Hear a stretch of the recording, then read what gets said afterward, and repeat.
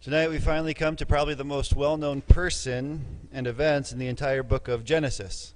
Sure, we know of Adam and Eve and Noah and Abraham, Isaac and Jacob, but when we think of Genesis, maybe even the Old Testament in general, Joseph is probably one of the first people that comes to mind.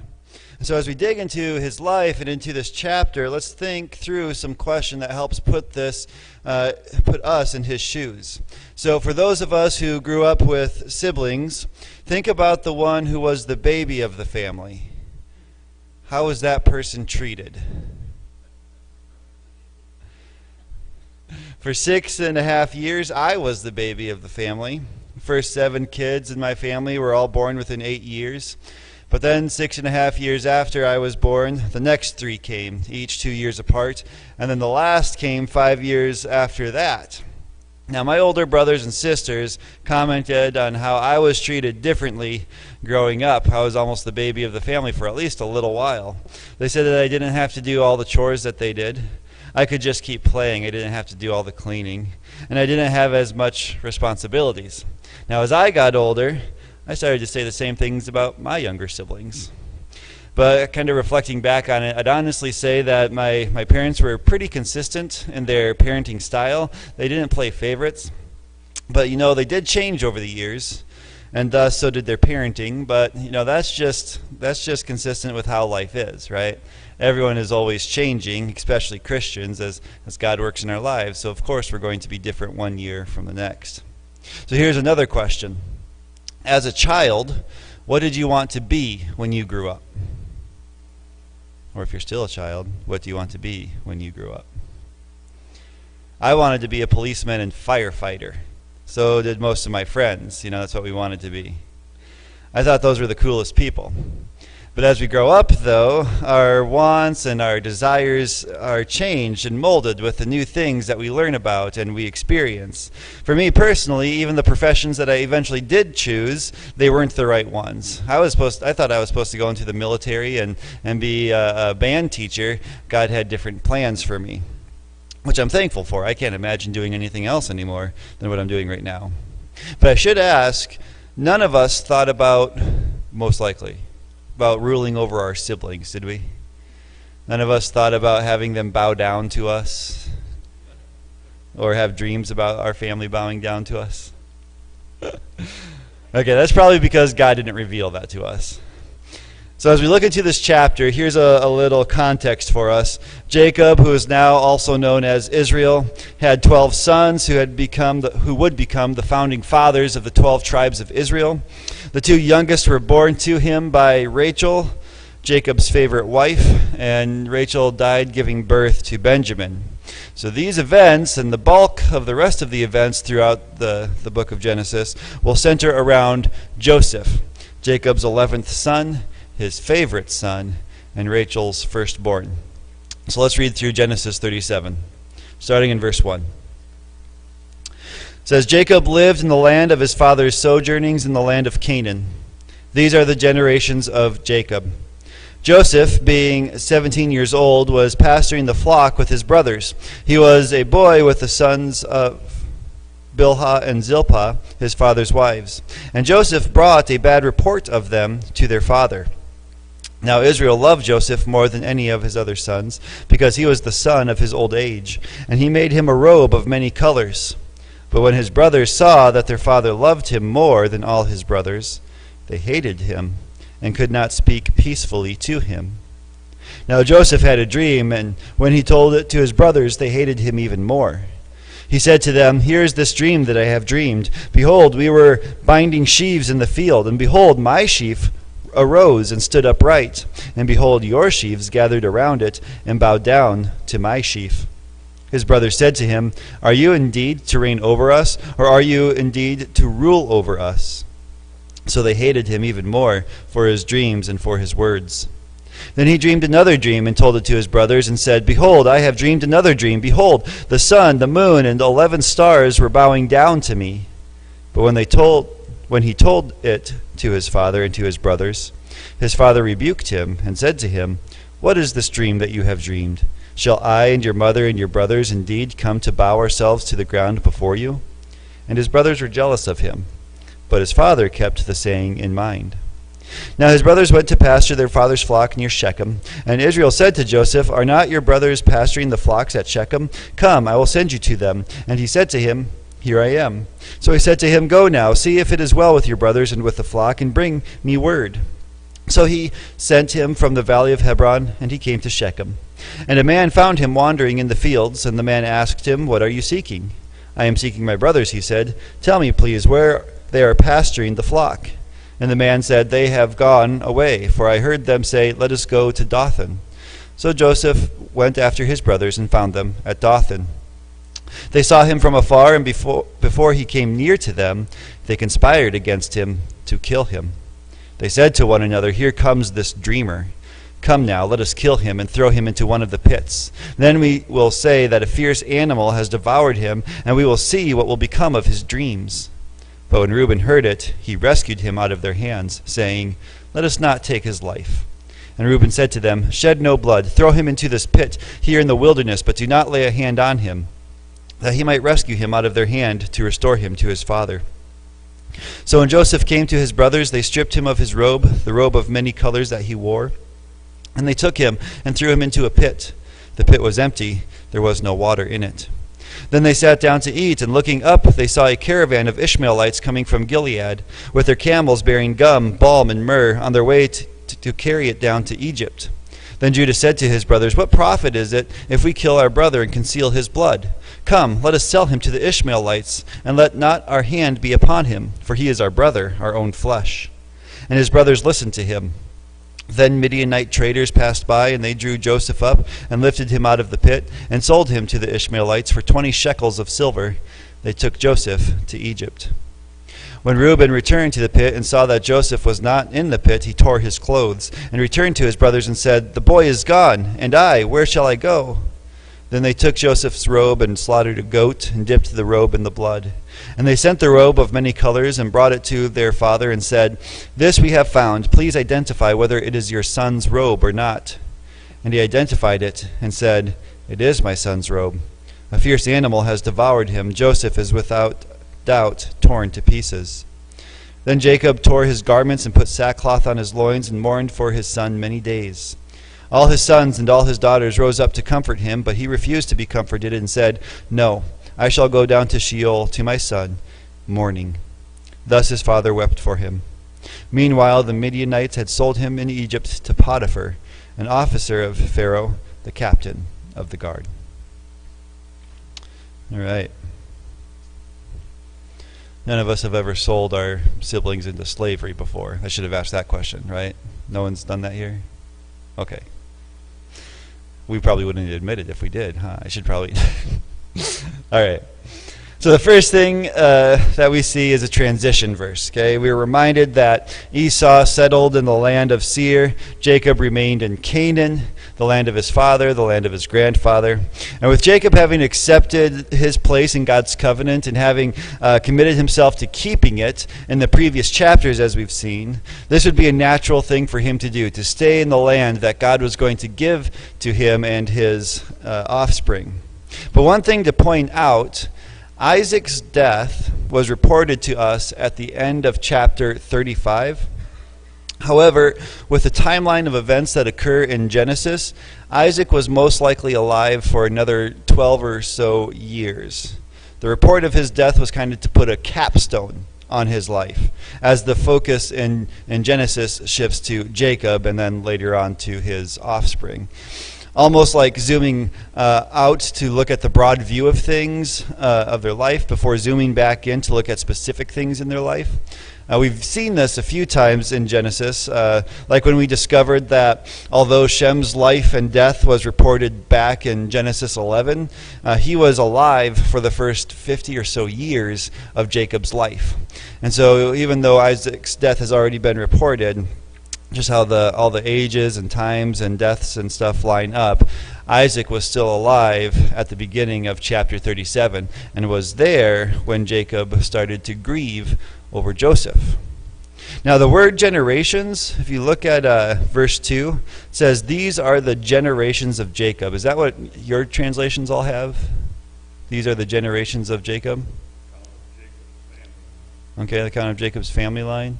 The word generations here is actually the word history, okay, translated as history. So the interesting thing that we would see, if it was generations, we would expect to see a genealogy to start following this introduction. These are the generations of Jacob. That's what we've seen throughout Genesis so far. But instead, we see kind of a narrative account, something else that's happening. But this is what would naturally happen if we consider the broad scope of Jacob's life. Jacob is eventually going to live in the land of Egypt. Genesis 47, verse 27 says, "Thus Israel settled in the land of Egypt, in the land of Goshen." And so if we came to that, the natural question that we would ask, there would be a natural question that we would ask. If I would tell you that Jacob lived in Canaan and then settled in Egypt and eventually died there, what is the natural question that we would want to ask? How did he get there? Why did he go there? What's going on, right? It's like me saying that I was going to be a music teacher and a second lieutenant in the Minnesota National Guard, but then I moved down to Johnson City, Tennessee. The same questions would be asked, right? How? Why? Why that change of plans? And so the Bible says to understand that Jacob is going to live and eventually die in Egypt, we have to first understand what is happening with Joseph. To get to the next point in Jacob's life and how the Israelites came under Egyptian rule, we need to go back to when his son Joseph started having dreams. Okay? But we'll also see that Jacob's life continues to express itself in his sons. Remember what Jacob was called? Oh, sorry. Yeah, Israel. How would we describe him? What did he often do? Starts with a D. Yeah, he's a deceiver. I before E except after C. He was a deceiver. And so we're going to see this happen with his sons as well. They're going to be operating in the capacity of deceiving their father. Of course, we just read the whole account, so we already kind of picture what's going to be happening here. And so we see that Joseph was 17 years old here, and that he was a shepherd with his brother. We found out that he hung out with his brothers, whose mothers were Bilhah and Zilpah. So in terms of social standing, the sons of the servants would be ranked as lesser than the sons of Leah and Rachel. But still, to be specific, Joseph is hanging out with Dan, Naphtali, Gad, and Asher. That's what it is saying here in verse 2. And what does the last sentence in verse 2 tell us about what Joseph did? What did he do? Yeah, he was a tattletale. He brought a bad report to his dad. He was a snitch. I'm going to write down snitch. The word for bad in the Hebrew is the word ra'ah, and that's actually translated as evil. And so he brought an evil report to his dad, meaning that his brothers had done something wrong. Joseph was essentially telling on his brothers. Did you ever tell on your siblings, or did your siblings ever tell on you? How did it make you feel when you told on them? How did it make you feel when they told on you? We aren't told what this report is, but the fact that he told on his brothers shows that he's not really scoring any points with them. But we start seeing some other reasons why Joseph isn't scoring any points with his brothers. What does verse 3 tell us about how Israel felt about Joseph? Joseph was his favorite. Why was he his favorite?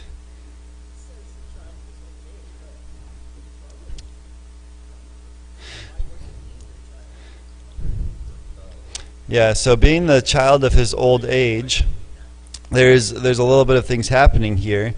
Part of this is that he is the oldest son of his favorite wife, And so Joseph is getting some preferential treatment here. And Jacob is older in years, so Joseph is probably the one that he kind of pictured passing his things on to. He was the firstborn son of one of his wives, so he could almost tweak that firstborn right to who he wanted to give it to. And he already knew, we've looked at this in the past, he already knew he wasn't going to give it to Reuben because of the sin that he committed with was it Bilhah or Zilpah? One of them. He already knew he wasn't going to give it to Simeon or Levi because of their rage and hatred and how they went and killed a lot of people. And so he kind of thought, maybe I can give this all to Joseph. Still, we see a token of his favoritism at the end of verse 3, and this token was another reason why Joseph was probably not scoring any points with his brothers. What did Israel give to him that essentially showed that Joseph was his favorite? Yeah, a coat of many colors. Let's put coat up here. Coat of many colors. So verse 2 shows how Joseph is acting in his family. Verse 3 shows us how Israel is acting in his family. And now verse 4 shows us how the brothers are viewing all of this. We see two descriptions of his brothers' feelings toward Joseph. What are they? They hated him. And what else? They couldn't speak what? Peacefully to him. So the brothers felt actual hatred. This is more than just petty jealousy. This was actual hatred. And this hatred shows up in how they interact with him. The opposite of speaking peacefully with him would be to speak combatively with him. So imagine life for Joseph within his family. His dad loves him more than anyone else. He gives him good gifts. Joseph leans into this. But his brothers hate him. Every word that they speak to him is mean, it's combative, it's probably derogatory. That's the situation that these first 4 verses set up for us. But then when we come into verse 5, we see that Joseph starts dreaming dreams. And before we're even told what these dreams are, we're told how the brothers receive them. How do the brothers react to these dreams? They hate him even more. And they hate them even more. Now for us, we have the advantage of knowing everything that's going to happen with Joseph and his brothers. We have their entire life spread before us in the span of 13 or so chapters. Joseph was 17 at the beginning of this chapter and about 37 when he met his brothers in Egypt again. And so for us, we can read about 20 years worth of events in the span of less than an hour or so. And that ability allows us to see that Joseph's dreams originate from God. God was showing him what was going to happen here in the future. Now, if we read through each of these chapters straight through, we would see that Joseph's dreams of his brothers bowing down to him and Joseph standing over them came true in about 2 decades. But that is not the viewpoint that his brothers have. Put yourself for a second in the brother's shoes. If your brother came to you, the same brother who is your dad's favorite, who gets all the good gifts, tells on you to your dad, right? If this brother came to you and said that he dreamed about you bowing down to him, what attitude would you see in your brother? Yeah, good luck, right? Very arrogant, right? Kind of prideful. I mean, I'd think he'd have too much ambition, maybe a holier-than-thou attitude, right? You see, yeah, probably not too smart to tell them. You see, the brothers didn't understand that this was a picture of their future, that these dreams came from God. They viewed this through the lens of what they already had. They viewed what Joseph was saying through their hatred of him. And when we view things through our hate, we'll only hate even more. So take a moment to look at his 2 dreams. The first one is in verses 6 and 7. The second one is in verse 9. What is the similar message of these 2 dreams? They're all going to bow down to him. Even his parents, yeah. Look at the first dream. Seems like Joseph already interpreted this dream a little for his family. He understood that his sheaf stood above the rest and that his brother's sheaves bowed down to his. Look at the second dream. This one is left uninterpreted, but the meaning is pretty plain. How many brothers does Joseph have? 11. How many stars bow down to him? 11. The sun and the moon would represent his dad and those in authority over him bowing down as well. Later, Jacob will say, do you think I and your mother will bow down to you? He might be thinking of the wives that are still alive, Leah, Bilhah, and Zilpah. Still, the first dream is interpreted negatively by his brothers. What is their reaction in verse 8?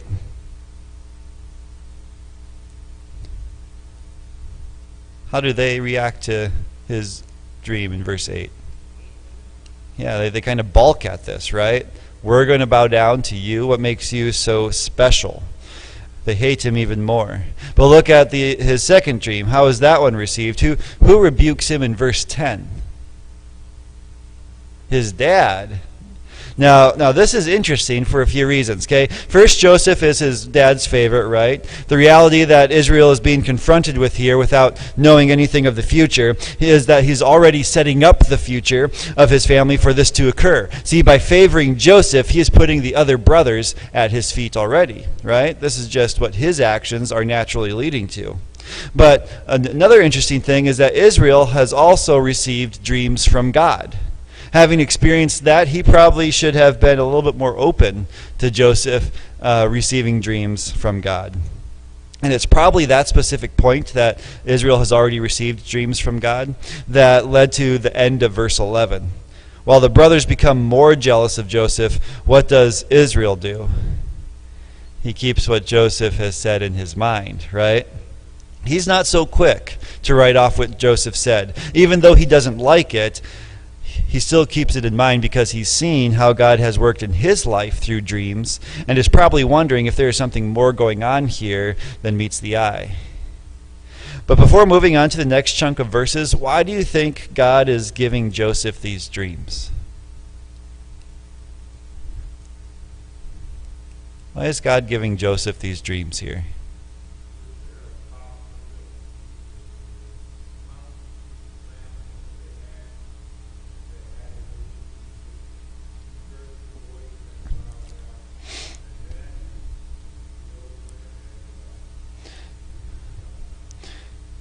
Yeah, so that's one big reason right there. God already knows that a famine's going to occur at one point and that the whole family needs to eventually get to a certain point. So he's giving Joseph these dreams now to start them along that road. And really, if we take a step back and look at all of redemptive history, this is one big thing that's going to lead to another big thing, to another, that eventually gives us Christ dying on the cross and rising for our sins, right? So dreams happening here is setting a whole redemptive history into play.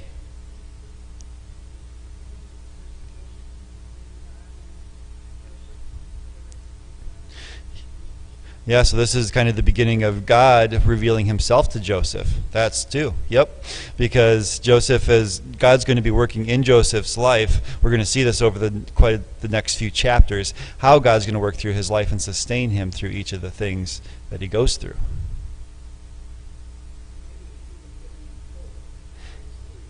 Yeah.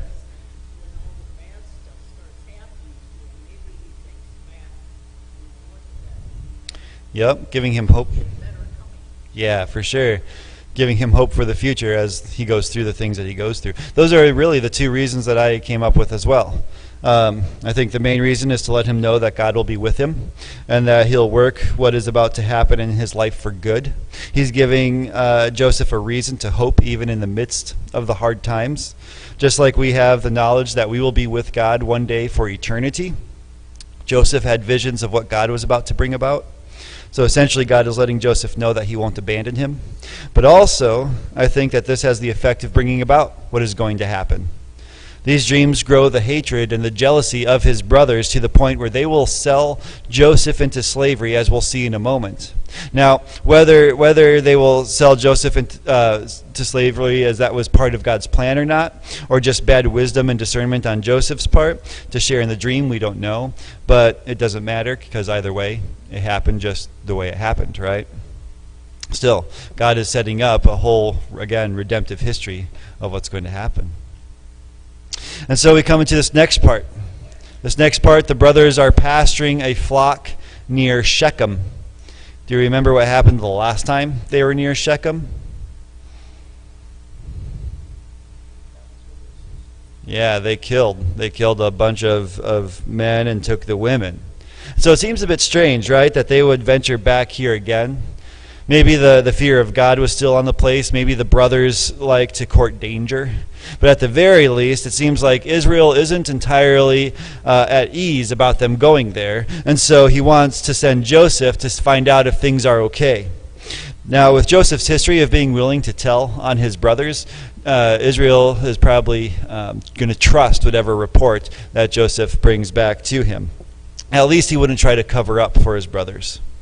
Now, Israel may not have been aware of the full hatred of Joseph's brothers, but Joseph had a greater understanding because we've seen earlier that they were combative with him. Still, Joseph is willing to go. Because honestly, I think it's just a big leap from him witnessing their dislike and combativeness of him to them deciding not to kill him and sell him into slavery instead. Right? I mean, that's not really on the horizon for any sibling for us to think that we're actually going to be sold into slavery by our brothers or sisters. And so Joseph heads out. From Hebron to Shechem is about 50 miles as the crow flies, and probably took Joseph about a day of traveling. And Joseph didn't know exactly where his brothers were, and so he was probably wandering around in search of them. And while he was doing that, a man finds him and helps him on where to go. Where are his brothers currently? Dothan. And Dothan is about 24 miles further north. So if Joseph didn't run into that guy and find out where they were, he would have been looking for quite a while, especially on foot. So even that, I think, is divine intervention. And then the brothers see him, and what do they decide to do? Yeah, they plot to kill him. Notice that they do not refer to him as their brother. They don't even refer to him in any kind of relational term. What do they call him in verse 19? The dreamer. Their plan comes together very quickly. Let's kill him and throw him in the pits. The pit was probably a man-made cistern to collect water. And they come up with their excuse very quickly. A fierce animal ate him. And then we see the extent of their jealousy and hatred. At the end of verse 20, what is the comment they give to each other about the result of all this? Let's see what becomes of his dreams. No regard to his life, just that his dreams wouldn't come true. Thankfully, there's someone who doesn't exactly share their full hatred. Who comes to Joseph's rescue? Reuben. We're never told that Joseph ever learns about how Reuben rescued him that day, because Joseph never found out about it. Before Joseph even got to his brothers, his life was in jeopardy, but saved at the last moment. But why did Reuben want them to only throw Joseph into the pit? Yeah, he was going to come back and rescue him later. Reuben had no hand, it seems, in formulating the plans for evil, but he takes responsibility for rescuing Joseph. And so when Joseph comes, his brothers strip off his coat and then that marked him as their dad's favorite and threw him into the pit. Now, Reuben must have left at some point, and to do what, we don't know. But verse 29 will show him coming back and not finding Joseph as he was left in the pit. So in the meantime, his brothers sat down to eat. Who do they see coming from Gilead? Ishmaelites, a whole caravan of them. Now, a caravan is large enough, it's a large enough crowd that they would have been hard to miss, but also they would have been traveling pretty slowly. And so the brothers had ample time to kind of see them coming and start their planning and their plotting. The Ishmaelites are bringing gum, balm, and myrrh down to Egypt. These products are used often for the Egyptians to embalm people and for medicinal purposes. So they're bringing those things, and who comes up with the plan for Joseph? Judah. Now this is important to recognize, okay? Remember this as we get over the next couple of chapters. It's Judah who first thinks maybe we could just sell him into slavery. We're going to see a change start to happen in Judah from this point on, from this point where he says, my brother's life isn't worth anything, let's just make a quick buck, okay? So remember this moment. Judah redirects his brother's thoughts from murder to greed. He essentially says, if he dies, we don't get money, but look, we could sell him. And then he reinforces his plea by saying that they shouldn't kill their own brother, their own flesh. But again, I don't know if that was ultimately convincing for his brothers, especially since they were willing to do that not just a few moments ago. But still, they listened to Judah, most likely out of their own greed. They saw a chance to get rid of Joseph and make a quick buck. Now, Midianite traders passed by. They were part of this caravan. These Midianites are intimately connected with the Ishmaelites so that they're traveling together in the same group. The latter half of verse 28 says that Joseph was sold to the Ishmaelites, and verse 36 says that it was the Midianites who sold him to Potiphar. So they're traveling in the same caravan. They're operating under the same structure or format of authority. Now remember that Midian was one of Abraham's sons that he had with his wife Keturah. Still, Joseph is sold into slavery. How do you think Joseph is feeling through all of this? Confused, for sure. Scared.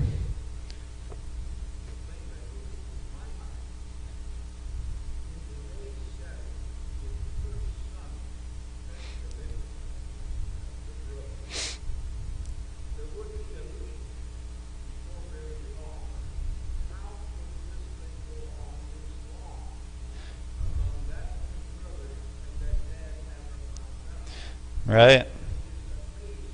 Yep. Very calloused, right? Yeah. For sure, yeah, that these brothers could hide it from their dad for so long.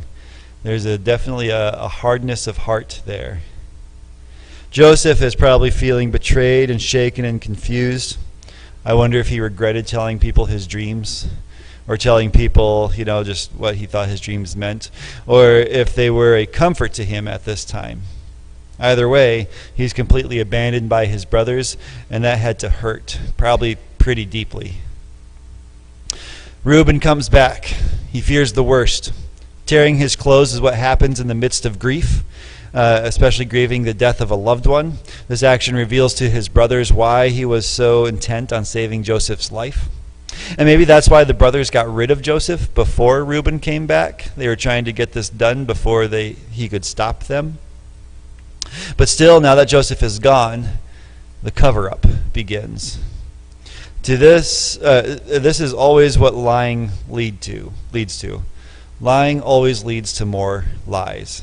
You have to lie to cover up the first lie, to cover up the second lie. You have to just keep lying to keep covering up. Lies always leads to more lies. To sell the story that Joseph was eaten by an animal, they had to back up their story. And so they dip Joseph's cloak in goat's blood and bring it to their dad. Now notice that they still don't call Joseph their brother. They ask, "Is this your son's robe or not?" I mean, just think of the hatred that they have here. They never refer to him as their brother. Here comes this dreamer. Is this your son's robe or not? There's a callousness behind these questions. And Jacob identifies the robe as Joseph and then fills in the blanks himself. An animal must have done this, and Joseph must be dead. And so what does Jacob do in verse 34? Yeah, he tears his clothes just like Reuben. He puts on sackcloth, and he mourns his son. What do his sons do in verse 35? They try to comfort him. Do you think that comfort was genuine? I don't think so. It seems to me like it was an act. If there was any authenticity here, it was maybe out of feelings of guilt. But again, that they could hide something for so long, I suspect that they felt nothing but hatred for years towards Joseph. But Jacob refuses to be comforted. In fact, he says that he'll spend the rest of his life mourning his son. Saying that he'll go down to Sheol mourning his son is to say that he won't stop mourning Joseph until he dies. And almost like an after credit scene, we find out in verse 36 that Joseph was sold to Potiphar, an officer of Pharaoh, the captain of the guard. And this last verse helps us understand what Joseph will later say to his brothers. While his brothers meant all of these actions for evil, Joseph is going to tell them that God meant them for good. Joseph is sold into slavery, but in reality, he is only brought closer to fulfilling the dream that God had given him, and that he is brought to a place where he's actually going to save his brothers. So God is not abandoning him, he's continuing to work through him. I forgot to keep writing down words on here. This is going to be really cool once I got done. I'll do it next time. Still, lessons for today. In difficult circumstances, we should ask, how is God working? Because he's still working. He's still working in our lives today.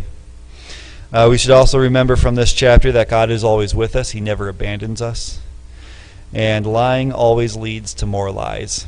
And so we should just stop it right away and stop the first lie so we don't have to cover up that lie with another lie.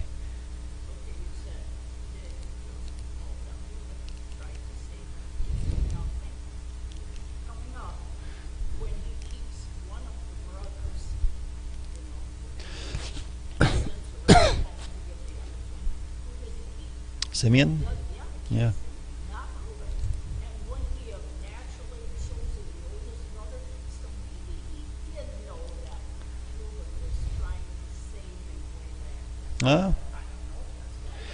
Sure, maybe. Yeah, why would Joseph choose Simeon? Gracia was saying that I said that Joseph never really found out if Reuben saved him or not. And she was wondering, well, if when Joseph sent the brothers back and kept one with him, he kept Simeon.